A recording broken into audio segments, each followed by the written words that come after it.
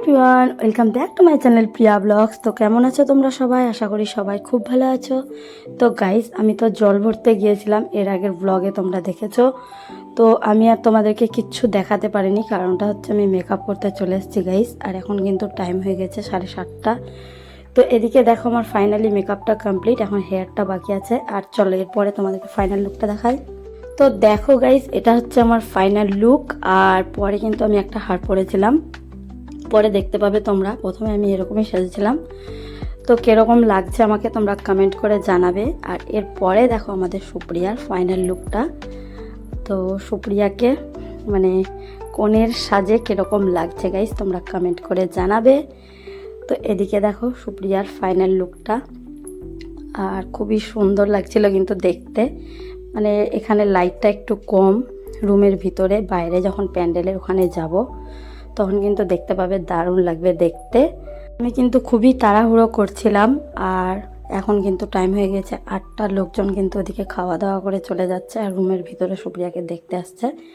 তো তাড়াহুড়ো করে ওখানে যেতে হবে, তার জন্য মানে আমি আর মেকআপ করার ভিডিও বেশি বানাতে পারিনি, একটু একটু করে তোমাদেরকে দেখালাম। তারপরে এদিকে দেখো আমার বৌদিকে কীরকম লাগছে গাইস। তো এদিকে বৌদি, সাইডে বোন ছিল, সবাই রেডি হয়েছে। আর সবাইকে কীরকম লাগছে তোমরা কমেন্ট করে জানাবে। তো চলো তোমরা পুরো ভিডিওটা এন্ড থেকে দেখতে থাকো। আর ভিডিওটা ভালো লাগলে গাইস লাইক করতে ভুলবে না, চ্যানেলটিকে কিন্তু অবশ্যই সাবস্ক্রাইব করে দিবে। আর তোমরা কে কোথায় থেকে ভিডিও দেখছো আমাকে কিন্তু অবশ্যই কমেন্ট করে জানাবে। তো দেখো এদিকে আমাদের রেডি হওয়া কমপ্লিট হলো, আর তাড়াতাড়ি একটু করে ভিডিও করলাম। তারপরে গাইস দেখো আমি সুপ্রিয়াকে নিয়ে চলে এসেছি এখন প্যান্ডেলের কাছে, যেখানে বইয়ের বসার জায়গা করেছে। তো দেখো আমরা 3 জনে বসে আছি এখন। আর আস্তে আস্তে কিন্তু মানে লোকজন হবে, মানে অনেক লোকজন এসেছিল, খাওয়া দাওয়া করলো, আবার বাড়িতে দেখতে গিয়েছিল সুপ্রিয়াকে। প্রিন্সের দেখো এদিকে কেমনি হা করে তাকিয়ে আছে। আর গাইস আমাদের প্রিন্সের লুকটাও তোমাদেরকে দেখালাম, কীরকম লাগছে তোমরা কিন্তু অবশ্যই কমেন্ট করে জানাবে। আমাকে তো খুব কিউট লাগছিল, মানে পিঙ্ক কালারের ড্রেসটা পরেছে প্রিন্স, খুবই খুবই ভালো লাগছিল। তো দেখো এখন মানে সুপ্রিয়ার ফটোশ্যুট হচ্ছে, আর আমিও ফটোশ্যুট করবো একটু পরে।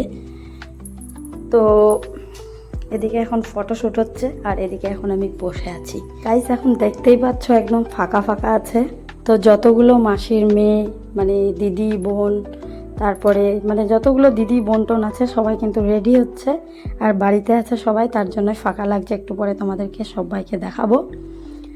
তো দেখো এখানে সবাই এখন বউ দেখছে, আর এদিকে কিন্তু সুপ্রিয়ার ফটোশ্যুট হচ্ছিল। সুপ্রিয়া আমাকে বলছিল যে দিদি তুই আমার কাছে বসে থাক। তো তার জন্য দেখো সারাক্ষণ আমি সুপ্রিয়ার কাছেই বসে আছি এখানে, মানে একটুকু ওঠেনি। আমি একদম অনেকটা রাত্রেবেলা শুধু খেতে গিয়েছিলাম। তো দেখো এখানে এখন ফটোশ্যুট করছে সবাই, মানে আরও অন্যান্য জন আসছে, ফটো তুলছে।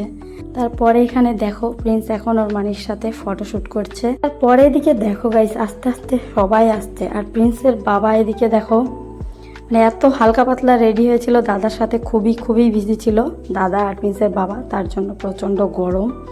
তো হালকা পাতলা রেডি হয়েছে ও, একদম বলছে আমাকে একদম বলবাই না রেডি হতে, প্রচণ্ড গরম লাগছে।